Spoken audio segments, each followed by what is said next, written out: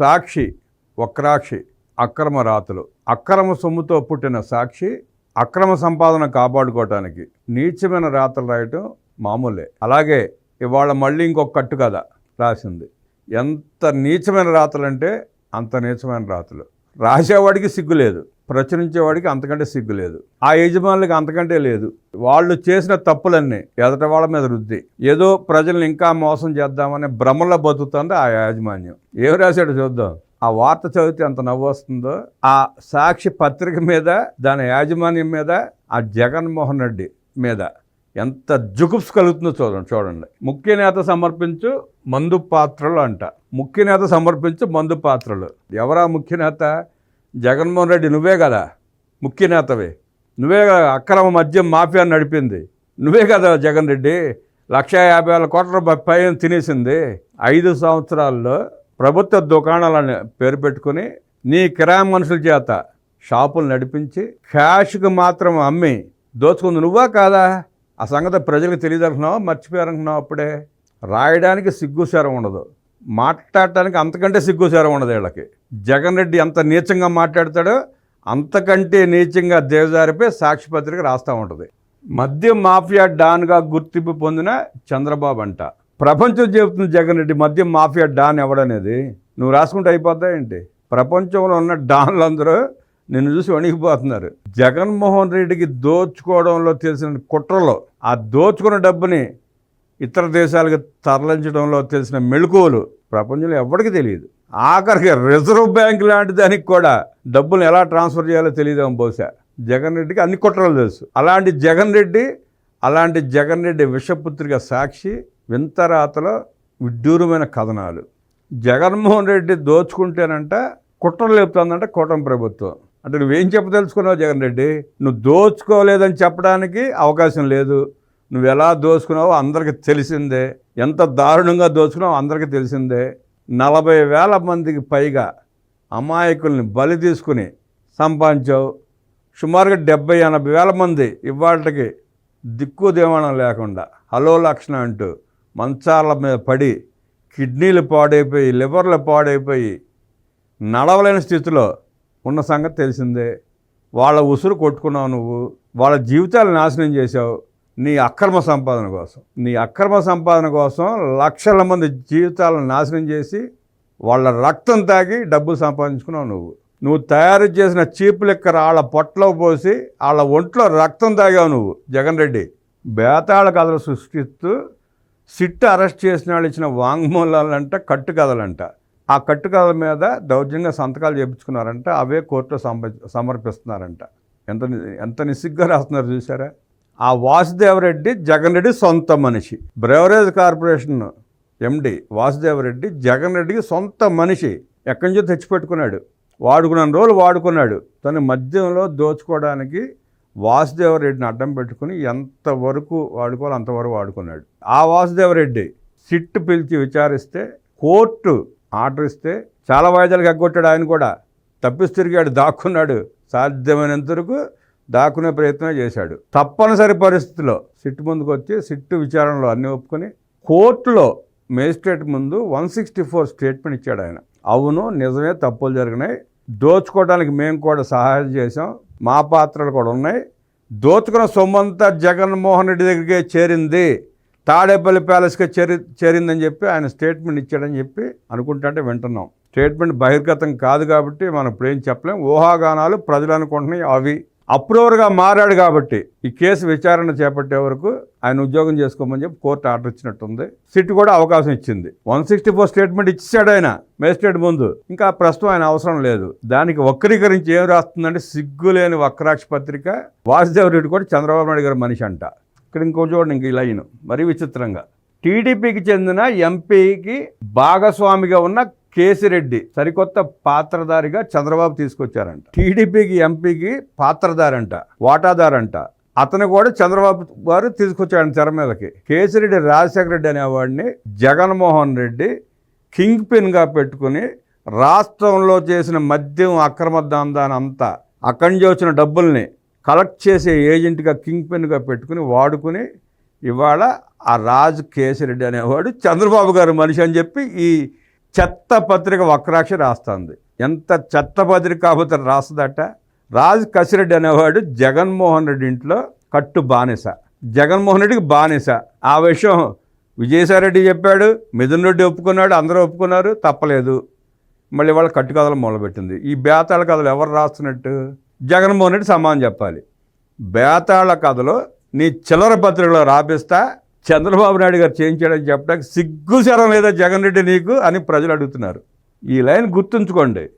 ఎంపీకి పార్ట్నర్ అంట. ఇదే గత 10 రోజుల నుంచి మాజీ ఎంపీ చేత ఆర్టికల్స్ రాపిస్తూ ప్లాన్డ్గా తీసుకొచ్చాడన్నమాట జగన్ రెడ్డి. దీన్ని ఏదో సొంత తమ్ముడి మీద ఒక మాజీ ఎంపీ ఆరోపణలు చేస్తే ప్రజలు నమ్మేస్తారు, ప్రజలు పిచ్చోళ్ళు, ఇంకా ప్రజలతో ఆడుకుందాం మనం అని ప్లాన్డ్గా వారం రోజుల నుంచి 10 రోజుల నుంచి సుమారుగా రాపించుకొస్తా, పేపర్లో ఎంచుకుంటా, దానికి ఒక స్క్రీన్ ప్లే కథ లేడనమాట దీంట్లో. కానీ రక్తి కట్టదు, ఈ కథ రక్తి కట్టదు. జగన్ రెడ్డి నవ్వుకుంటారు చదివిన వాళ్ళు, మొహాన ఉమ్మేస్తున్నారు, అయినా మీకు సిగ్గు శరం లేదు, మీకు బుద్ధి జ్ఞానం రావట్లేదు. పాత సినిమా యాక్టర్ నాగభూషణం గారి రక్త కన్నీరు నాటకం నీకు తెలుసో లేదో, నువ్వు చూసావో లేదో, అట్లా ఉంది నీ పరిస్థితి. ఇలాంటి కట్టు కథలు ఇని చూసి ఆ రక్త కన్నీరు డ్రామా వేస్తాయంటే ప్రజలకు చిరాకు వచ్చి కుర్చీలు స్టేజ్ మిస్రేస్తే పారిపోయాడు ఆయన. మళ్ళీ ఇంకెప్పుడు ఎక్కడ రక్త కన్నీరు నాటకం వేయలా. నీకు కూడా ఆ పరిస్థితి రానుంది త్వరలో. నీకు తప్పదు, నువ్వు అట్లా సృష్టించుకుంటున్నావు నీకు నువ్వే.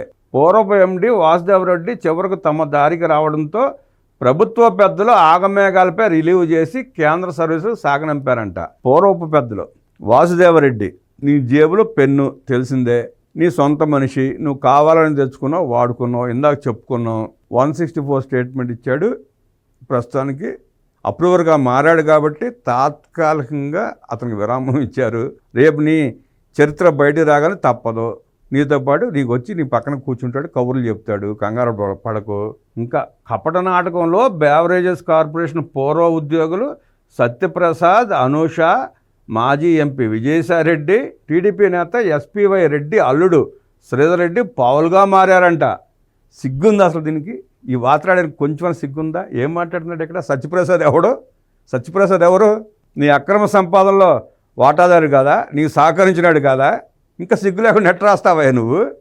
అనూష అంటే ఎవరో మీ టెలిఫోన్, మీ కంప్యూటర్ ఆపరేటరు, మీ లెక్కల బొక్కలను చేసిన అమ్మాయి అనూష. ఏ రోజు ఎంత కలెక్షన్ వచ్చింది, ఆ కలెక్షన్ ఎటు డైవర్ట్ అయింది, స్టేట్మెంట్ తయారు చేయడానికి మీరు వాడుకున్న కంప్యూటర్ ఆపరేటర్ అమ్మాయి. ఎస్పీవై రెడ్డి అల్లుడంట. ఎస్పీవై రెడ్డి గారు టీడీపీ మాజీ ఎంపీ, ఆయన స్వర్గస్థులు అయ్యారు. ఆయన జోలు ఎందుకు ఇక్కడ? సజ్జల శ్రీధర్ రెడ్డి అని రాస్తే నీకు ఎందుకు వణుకు వస్తుంది? రాసుకోవచ్చు కదా నువ్వు. మీ సజ్జల రామకృష్ణారెడ్డి బంధువే కదా సజ్జల శ్రీధర్ రెడ్డి. నువ్వు చెప్పినట్టల్లా, నువ్వు ఆడినట్టల్లా నీ డ్రామాల్లో పాలు పంచుకున్న వ్యక్తే కదా అతను సజ్జల శ్రీధర్ రెడ్డి. ఇప్పుడు జైల్లో ఉన్నాడు కదా. ఎస్పీవై రెడ్డి అంట టీడీపీ నేత అయితే అయి ఉండొచ్చు, ఆయన టీడీపీ నేత అయి ఉండొచ్చు, టీడీపీ ఎంపీ అయి ఉండొచ్చు, దానికి దీనికి సంబంధం ఏముంది? నువ్వు సజ్జల శ్రీధర్ రెడ్డి నీ సొంత మనిషి కాబట్టి, మీ సజ్జల రామకృష్ణారెడ్డికి బంధువు కాబట్టి అతను లొంగ తీసుకుని అతనితో డిస్టిలరీ నాటకాలు ఆడి, ఆ డిస్టిలరీని మన సబ్లీజు తీసుకుని చీప్ లిక్కలు తయారు చేసి అమ్ముకున్న కేసులో అతను కూడా నిందితుడే. అతను కూడా సిట్ అరెస్ట్ చేసింది. ఇప్పుడు అతను కూడా ఇవాళ రేపు విచారిస్తారు. మన చరిత్ర అంతా బయట పెట్టబోతున్నాడు సజ్జల శ్రీధర్ రెడ్డి, జగన్ రెడ్డి. అందుకే కట్టుకథలన్నీ. అంటే వీళ్ళెవ్వరూ నా మనుషులు కాదు, నాకు సంబంధం లేదని అట్లా తప్పించుకునే ప్రయత్నం చేస్తున్నాడు. ఏం తప్పించుకోలేవు. ఏడ తప్పించుకోవడం జగన్ రెడ్డి? నువ్వు తప్పించుకునే అవకాశం ఎక్కడ ఉంది నీకు?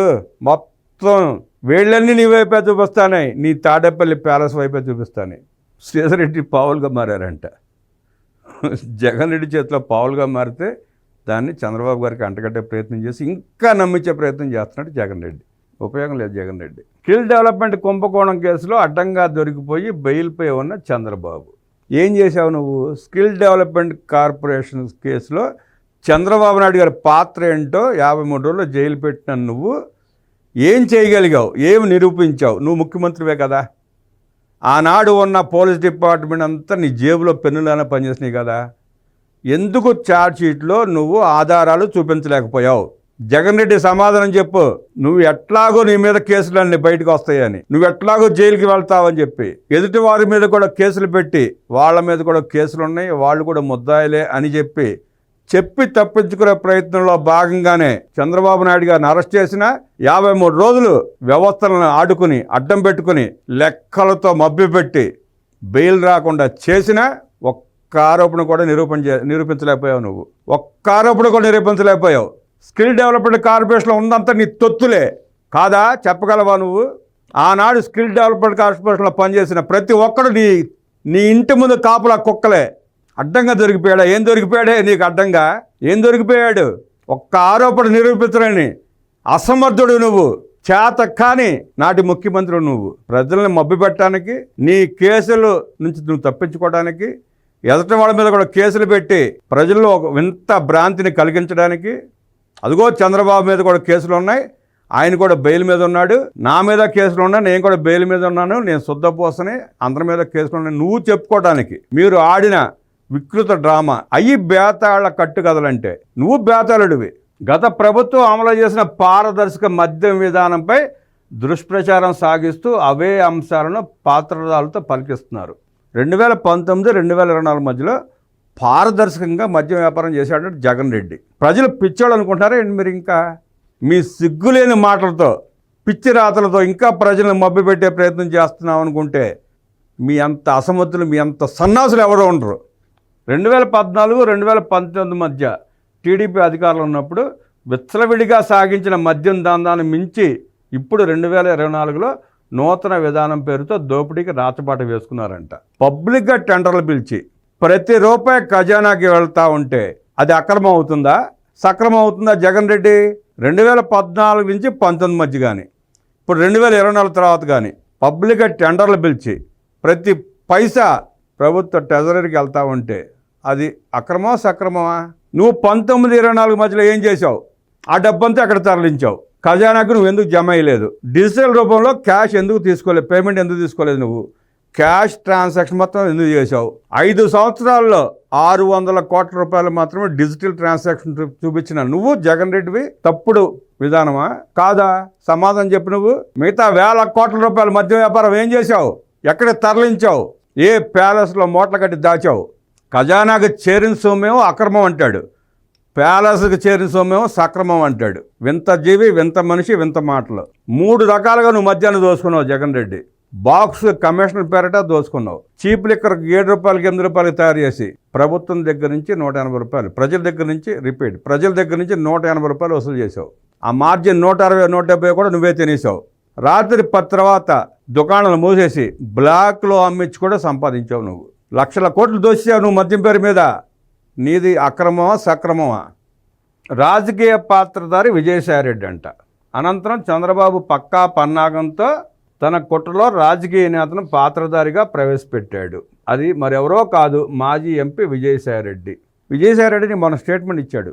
బట్టలు సగం ఎప్పు తీసి ఆ జగరెడ్డిని ఎక్కువ తక్కువ మాట్లాడి ఎక్కువ నాటకాలు ఆడితే పిచ్చి రాతలు రాస్తే మొత్తం ఎప్పదీసి నగ్నంగా నిలబెడతాను, ఈ జీవితంలో నీకు బెయిల్ కూడా రాదని చెప్పాడు. నీ ప్రతి కేసులో విజయసాయిరెడ్డి A2నే. నీ అక్రమ సంపాదనకి మీ తాత రాజారెడ్డి దగ్గర నుంచి, మీ నాయన రాజశేఖర రెడ్డి దగ్గర నుంచి నీ దాకా మీరు దోచుకున్న ప్రజల సొమ్ముకి ప్రత్యక్ష సాక్షి.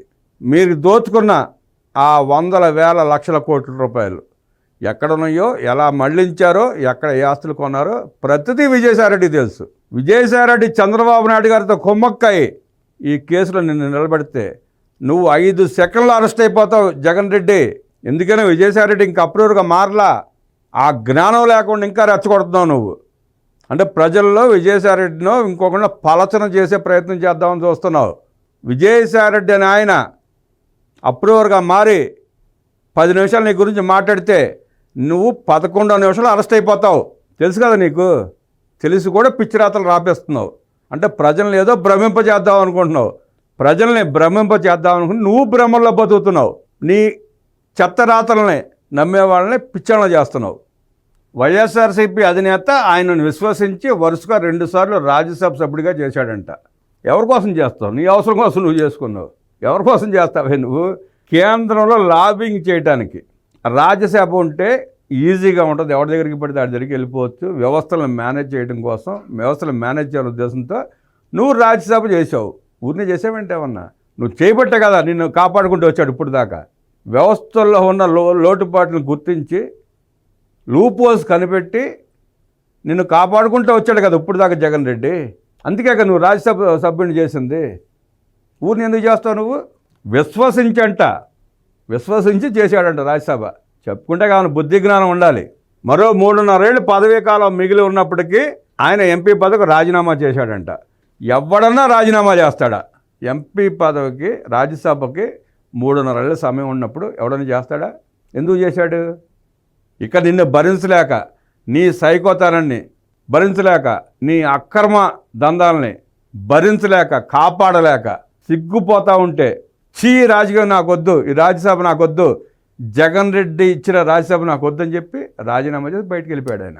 ఇంక వేరే కారణం ఏముంటుంది? ఎందుకు మానేసి వెళ్ళిపోయి ఉంటాడు అనుకున్నావు నువ్వు? 40 ఏళ్ళు మీ 3 తరాల నుంచి మిమ్మల్ని భరించిన వ్యక్తి బయటికి వెళ్ళిపోయాడంటే నువ్వు ఎంత దుర్మార్గుడో తెలియజేస్తూ ఉంది. ఇది ఒక సిగ్గుమాల రాతేది. తాజాగా తెరపైకి టీడీపీ నేత శ్రీధర్ రెడ్డి. రెడ్ బుక్ కపట నాటకంలో చంద్రబాబు తాజాగా టీడీపీ నేత శ్రీధర్ రెడ్డిని తెరపైకి తెచ్చారు. 2014లో వైఎస్ఆర్సీపీ తరపున నంద్యాల ఎంపీగా గెలిచి వెంటనే టీడీపీలోకి ఫిరాయించిన ఎస్పీవై రెడ్డికి ఆయన అల్లుడు కావడం గమనార్హం. అందుకే ఎస్పీవై రెడ్డి కుటుంబం డిస్టిలరీకి టీడీపీ ప్రభుత్వం అనుమతి ఇచ్చింది. అప్పటి నుంచి శ్రీధర్ రెడ్డి టీడీపీ కూటమిలో రాజకీయంగా క్రియాశీలంగా వ్యవహరిస్తున్నాడంట. ఎస్పీవై రెడ్డి గారు టీడీపీ ఎంపీగా ఉన్నాడు, ఆయన చనిపోయారు. దానికి దీనికి సంబంధం ఏంటి? అసలు సజ్జల శ్రీధర్ రెడ్డి ఎవరో? నీ తర్వాత నీ స్థానంలో కూర్చున్న సజ్జల రామకృష్ణారెడ్డి దగ్గర బంధువే కదా. ఆయన అడ్డం పెట్టుకున్నా కదా నీ నాటకాలు ఆడిందని. బలవంతంగా నువ్వు లాక్కున్నావు కదా ఎస్పీవై డిస్టిలరీస్ని, నువ్వే తయారు చేయించుకున్నావు కదా అడ్డం పెట్టుకుని. సజ్జల శ్రీధర్ రెడ్డి, మిథున్ రెడ్డి, కసిరెడ్డి, రాజశేఖర్ రెడ్డి మీరంతా ఒకటే కదా జగన్ రెడ్డి. నువ్వు వాళ్ళు అడ్డం పెట్టుకున్నా నాటకాలు ఆడావు. సజ్జల శ్రీధర్ రెడ్డి అనే వ్యక్తి ఎప్పుడు టీడీపీ కోసం పనిచేయలే, ఏ రోజు పనిచేయలే. ఎస్పీవై రెడ్డి గారికి అల్లుడైనంత మాత్రాన టీడీపీకి పనిచేయాలని ఏమీ లేదు. చెప్పుకున్నాం కదా, మాజీ ఎంపీ కేశినేని నాని చేత నాటకాలు ఆడిచ్చాడు, లెటర్లు రాపిచ్చాడు, దాన్నే ఒక కథలాత సృష్టించాడు.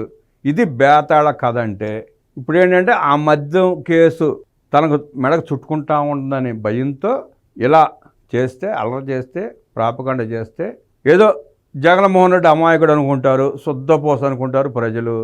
ఇంకా నమ్మించి భ్రమించే ప్రయత్నం చేద్దామని అనుకుంటున్నాడు. ఎవ్వరూ విశ్వసించే పరిస్థితి లేదు. నువ్వు ఎంత శుద్ధపోసవో ఆయన కూడా అంతే శుద్ధపోస అనుకుంటున్నారులే ప్రజలు. అదే సోది ఆయన రాసిన అబద్ధాల కథలే ఇక్కడ ప్రచురించాడు. ఆ అధికారులకు ఏం సంబంధం అంటాడు, అక్రమంగా అసలు ఇరికిస్తున్నారంటాడు. మరి ఎందుకు దోసే వాళ్ళని? వాళ్ళకేం తెలియనప్పుడు ఏం చెప్పరు కదా. ధనుంజయ రెడ్డికి, కృష్ణమోహన్ రెడ్డికి ఏం తెలియనప్పుడు సిట్ ముందుకు వచ్చి విచారణలో కూర్చుని అదే చెప్తారు కదా, మాకేం తెలియదని చెప్తారు కదా. బలవంతంగా అదే చెప్పేసలేరు కదా. నీకెందుకు వణుకు, నీకెందుకు భయం? వాళ్ళని ఎందుకు తీసుకెళ్ళి దాయాల్సిన అవసరం ఏమొచ్చింది నీకు జగన్ రెడ్డి? వికాట్ కంపెనీ డైరెక్టర్ బాలాజీ గోవిందప్పను ఈ కేసులో నిందితులుగా చేర్చడం కుట్రలకు పరాకాష్ట. అంటే నువ్వు అక్రమంగా దోచుకున్న డబ్బునంతటిని వాళ్ళ ద్వారా నువ్వు సేకరించి నువ్వు ఎక్కడెక్కడికి పంపించుకున్నావో వాళ్ళకి తెలుసు. ఎన్ని లక్షల కోట్లు దోచుకున్నావో ఆ లక్షల కోట్లు ఏ మార్గాల్లో ఎక్కడికి వెళ్ళినాయో వాళ్ళ ముగ్గురికి తెలుసు. వాళ్ళు సిట్టు ముందుకు వచ్చి విచారణలో వాళ్ళు ఏమన్నా బయటపడిపోతే నీ బతుకు ఎక్కడ బస్ స్టాండ్ అయిపోతుందని వణికిపోతా వాళ్ళ ముగ్గురిని దాచి నాటకాలు ఆడుతున్నావు. ఆ సంగతి కూడా తెలుసు. ధనంజయ రెడ్డి సీఎంఓలో ఎక్సైజ్ శాఖ వ్యవహారాలను ఏనాడు పర్యవేక్షించలేదు. ఇక ఓఎస్డీ కృష్ణమోహన్ రెడ్డికి ఎక్సైజ్ శాఖ, బెవరేజ్ కార్పొరేషన్ వ్యవహారాలతో ఎలాంటి సంబంధం ఉండదు. మామూలుగా పేపర్ పైకి ఉండదు. అంతర్గతంగా ఆ ఇద్దరే కదా నీకు పనిచేసింది. నీ ఫ్రంట్ ఆఫీసులో సజ్జల రామకృష్ణారెడ్డి అన్నీ అందరిని చక్కబెట్టుకుంటా వస్తే బ్యాక్ హ్యాండ్లో కూర్చుని నీ దోపిడీకి, నీ అరాచకానికి, నీ లూటీకి సహాయం చేసింది ఆ ధనంజయ రెడ్డి, ఓఎస్డీ కృష్ణమోహన్ రెడ్డి కదా. అది ప్రపంచమంతా తెలుసు. వైఎస్ఆర్ కాంగ్రెస్ పార్టీలోని ప్రతాడికి తెలుసు వాళ్ళిద్దరు అన్నదండ్రులతో నువ్వు కార్యక్రమాలు చేసావని. ఇక బాలాజీ గోవిందప్ప ఇక్కడ ఏం చెప్పాడు? వికాట్ కంపెనీ డైరెక్టర్ బాలాజీ గోవిందప్ప అంట. వికాట్ కంపెనీ డైరెక్టర్ బాలాజీ గోవిందప్ప, ఆయనకే సంబంధం అంటున్నాడు. ఆయన ఆడిటరు, భారత సిమెంట్స్కి ఆడిటరు. ఆయనకి తెలుసు. ఒకప్పుడంటే విజయసాయిరెడ్డి ద్వారా కొన్ని చేసుకున్నాడు, నాటకాలు ఆడాడు. ఇప్పుడు కొత్తగా దోచుకున్న డబ్బు విజయసాయిరెడ్డి కూడా తెలియకుండా తరలించే మార్గంలో ప్రయత్నంలో భాగంగా బాలాజీ గోవిందప్పను వాడుకున్నాడు. అది తెలిసే ఆయన మీద కూడా కేసు నమోదైంది. ఆయన విచారణకు వస్తే ఆయన విచారణలో ఆయన చేసిన పనులను బయట పెడితే అప్పుడు తెలుస్తుంది ఎందుకు కేసు పెట్టారో, ఎందుకు చేస్తున్నారు ఏంటనేది. చంద్రబాబు ప్రభుత్వం అధికారంలోకి వచ్చిన వెంటనే మద్యం కేసును సిఐడికి అప్పగించింది. 3 నెలల పాటు దర్యాప్తు చేసిన సిఐడి ఎలాంటి అక్రమాలు లేవని చేతులెత్తేసింది. అయినా సరే ఎల్లో మీడియాకు పట్టదు. తర్వాత టీడీపీ వీర విధేయ పోలీసు అధికారులతో ఏర్పాటైన సిట్ ఈ కుట్రలకు వత్తాసు పలుకుతోంది. రోజుకు ఒక కట్టుకథ అల్లుతూ అవాస్తవాలు, అభూత కల్పనలు ప్రచారంలోకి తేవడమే పనిగా పెట్టుకుందంట. సిఐడి నీ 5 ఏళ్ల అక్రమ పాలనలో, దుర్మార్గపు పాలనలో, నువ్వు చేసిన నీచమైన పరిపాలనలో ఎన్ని కేసులు ఉన్నాయో నీకు తెలుసు. ఎన్ని రంగాలను దోచుకున్నావో తెలుసు. నువ్వు దోచుకొని మైన్ ఉందా, నువ్వు దోచుకొని వ్యవస్థ ఉందా, నువ్వు దోచుకొని భూమి ఉందా, అన్నిట్లో దోచుకున్నావు కదా. దోచుకోవడానికి కాదేది అనర్హం అన్నట్టు దోచుకున్నావు. అన్ని కేసులు ఉన్నాయి. సిఐడి అన్ని పర్యవేక్షిస్తూ ఉంది. సిఐడిలోని కొంతమంది అధికారులతో సిట్ ఏర్పాటు చేసింది అదే సిఐడి. జగన్ రెడ్డి నువ్వేదో అసలు మీ పిచ్చిరాతలు మానుకోండి అబ్బా. మానుకోకపోతే జనాలు నవ్వుతారే, మిమ్మల్ని చూసి పిచ్చోళ్ళని చూసి నవ్వినట్టు నవ్వుతారు. ఇంకా అది చేస్తే రాళ్ళేసి వెనకాల పడి కొడతా ఉంటారు. మద్యం అమ్మకాలు పెరిగే కొద్దీ డిస్టిలరీలకు లాభాలు పెరుగుతాయి. మరి ఏ ప్రభుత్వంలో మద్యం అమ్మకాలు పెరిగాయన్నది పరిశీలించాలి. చంద్రబాబు పాలనలో 2014-19లో మద్యం అమ్మకాలు భారీ ఎత్తున జరగగా, అనంతరం వైఎస్ జగన్ హయాంలో 2014-24 మధ్య అమ్మకాలు గణనీయంగా తగ్గాయని ఎక్సైజ్ శాఖ రికార్డులే స్పష్టం చేస్తున్నాయి. అంటే డిస్టిలరీల నుంచి కమిషన్లు అందింది టీడీపీ పెద్దలకేనని స్పష్టం అవుతా ఉంది. ఇంత దిక్కుమాల రాతేందా నువ్వు. 14-19లో మద్యం అమ్మకాలు భారీ ఎత్తున జరగగా, అంటే భారీ ఎత్తున జరిగినాయి అంటే ఖజానాకు చేర్చినా కదా నీకు తెలిసింది. 14-19 మధ్య మద్యం అమ్మకాలు అమ్మినట్టు ప్రతి రూపాయి ఖజానాకు చేర్చినా కదా భారీగా అమ్మకాలు జరిగినాయని చెప్పి నీకు తెలిసింది జగన్ రెడ్డి. నీ పాలనలో ఖజానాకు చేరకుండా మొత్తం నువ్వు నొక్కేసావు కాబట్టి మద్యం అమ్మకాలు తగ్గినాయని ఎక్సైజ్ శాఖ స్పష్టంగా కనపడుతుంది రికార్డులో. నువ్వు ఒక పక్క నిజం చెబుతూనే ఇంకా బొంకే ప్రయత్నం చేస్తున్నావు. నిజం కూడా నువ్వే రాస్తున్నావు. ఆ రాసేవాడు ఎవడో ఆడికి కూడా మైండ్ చెడిపోయి నిజాలు రాస్తూనే కూడా అబద్ధాలు చెప్పే ప్రయత్నం చేస్తున్నాడు. ప్రభుత్వ ఖజానాకు డబ్బులు చేరితే డిస్టిలరీ నుంచి నాయకులకి ఎట్టా ముడుపులు వస్తాయి? ఖజానా చేరినాకైతే ఖజానా అయితే ముడుపులు ఇవ్వదు కదా. ఒక ప్రభుత్వ ఖజానా ముడుపులుగా ఎవరికైనా ఇస్తుందా? ఇవ్వదు కదా. ఆ జ్ఞానం నీకు ఉంది కదా.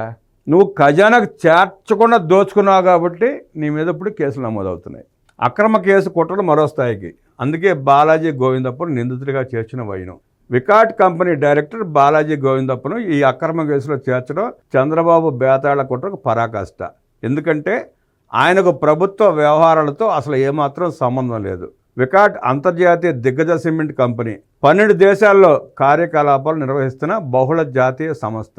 యూరోప్లో టాప్ 5 కంపెనీల్లో ఒకటిగా ఉంది. సిమెంట్ రంగంలో అంతర్జాతీయంగా పేరు ప్రఖ్యాతులున్న వికాట్ కంపెనీకి అనుబంధ సంస్థ భారతీ సిమెంట్స్. అటువంటి అంతర్జాతీయ కంపెనీకి భారత్లో ఆపరేషన్ల ఫైనాన్స్ డైరెక్టర్గా బాలాజీ గోవిందప్ప ఉన్నారు. ఆ కంపెనీ వ్యవహారాలతోనే ఆయన క్షణం తీరిక లేకుండా ఉంటారు. ఆయన ఆంధ్రప్రదేశ్లోనే ఉండరు. బాలాజీ గోవిందప్ప వృత్తిరీత్యా చార్టెడ్ అకౌంటెంట్. ఇక్కడ సోది బాగా రాశాడు. ఇక్కడేమంటాడు, భారతీయ సిమెంట్స్ను ఏనాడో టేక్ ఓవర్ చేసిన వికాట్. ఎంత టేక్ ఓవర్ చేసింది? ఎన్ని షేర్లు అమ్మావు నువ్వు? 51% అమ్మావు. ఇంకా 30% నీ పేరు మీద ఉన్నాయి కదా షేర్లన్నీ. మిగిలిన షేర్లు బాలాజీ గోవిందప్ప పేరు మీద పెట్టి నాటకాలు ఆడుతున్నావు కదా. ఇక్కడ కూడా నిజాన్ని చెబుతూనే మసిపూసి మారేడుకాయ చేసే ప్రయత్నం చేశాడు జగన్ రెడ్డి. భారతీయ సిమెంట్ కంపెనీలో మెజారిటీ వాటా వికాట్ కంపెనీకే ఉంది. మైనారిటీ వాటా మాత్రమే వైఎస్ జగన్మోహన్ రెడ్డి కుటుంబానికి ఉంది.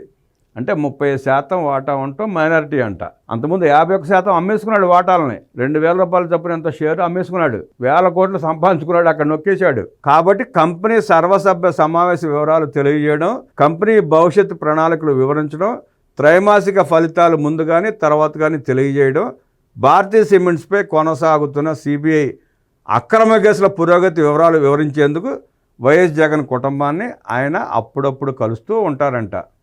సిబిఐ పెట్టిన అక్రమ కేసుల వివరాలని తెలియజేయడానికి శుద్ధబోస జగన్మోహన్ రెడ్డిని అప్పుడప్పుడు కలుస్తూ ఉంటాడంట. అంతేగాని భారతీయ సిమెంట్స్కి జగన్ రెడ్డి కుటుంబానికి వైఎస్ భారతీ రెడ్డికి ఏం సంబంధం లేదంటాడు. ఇక్కడ వైఎస్ జగన్ కుటుంబం వికాట్ కంపెనీలో వాటాదారు కావడంతో పాటు వైఎస్ జగన్ కుటుంబం, మళ్ళీ ఇక్కడ చూడండి, వైఎస్ జగన్ కుటుంబం వికాట్ కంపెనీలో వాటాదారు కావడంతో నాన్ ఎగ్జిక్యూటివ్ స్థానంలో ఉన్నందున ఆ పరిణామాలని వివరిస్తారు. భారతీయ సిమెంట్స్లో 35% ఎంత వాటా ఇంకా వాళ్ళకే ఉంది. వాళ్ళ కింద ఉంది, జగన్ రెడ్డి కుటుంబం కింద. కుటుంబం అంటే జగన్మోహన్ రెడ్డి వైఎస్ భారతీ రెడ్డి పేరు మీద ఉంది. మళ్ళీ ఇక్కడ వికాట్ కంపెనీకి షేర్లు అమ్మేశారు 51%. అవి కాకుండా మిగిలినవి 30% ఉన్నాయి. ఇంకా ఆ వికాట్ కంపెనీలో వాటాదారు కావడంతో, అంటే జగన్మోహన్ రెడ్డి కంపెనీ ఆ వికాట్ కంపెనీలో వాటాదారులు కావడంతో పాటు నాన్ ఎగ్జిక్యూటివ్ స్థానంలో ఉన్నందున ఆ పరిణామాలను వివరిస్తారంట. ఓ కంపెనీ తన వాటాదారులకు ఈ అంశాలను వివరించడం సర్వసాధారణ వ్యవహారం. మళ్ళీ రిలయన్స్తో పోల్చుకుంటున్నాడు. రిలయన్స్లో కూడా ఇట్టాడు జరుగుతూ ఉంటే, అందుకని మాకు కూడా జరుగుతూ ఉంటాయి, ఇవన్నీ కామనే అంటాడు.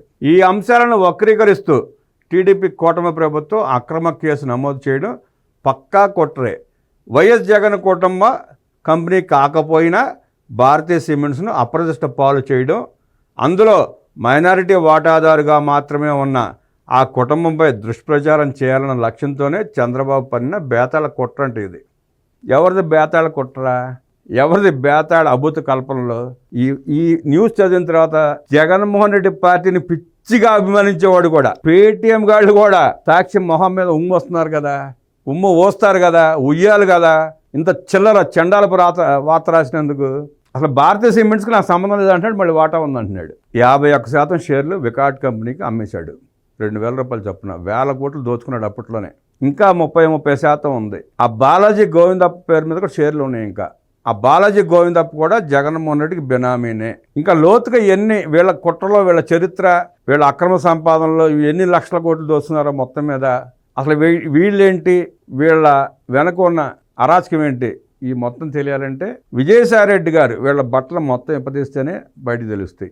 ఆయన అప్రూవర్గా మారి అన్నీ చెప్తేనే ప్రజలకు స్పష్టంగా అర్థమవుతుంది. లేదంటే సాలిగూడు లాంటి జగన్మోహన్ రెడ్డి అక్రమాలు, వైఎస్ రాజశేఖర రెడ్డి దోపిడీ, వైఎస్ రాజారెడ్డి కుట్రలు, కుతంత్రాలు బయటపడవు అంత తేలిగ్గా. తెలియదు. వీళ్ళు ఇంత ఆర్టికల్ రాశారంటే ఎంత కుట్రపూరితమైన మనస్తత్వం ఉన్నవాళ్ళో తెలుస్తుంది.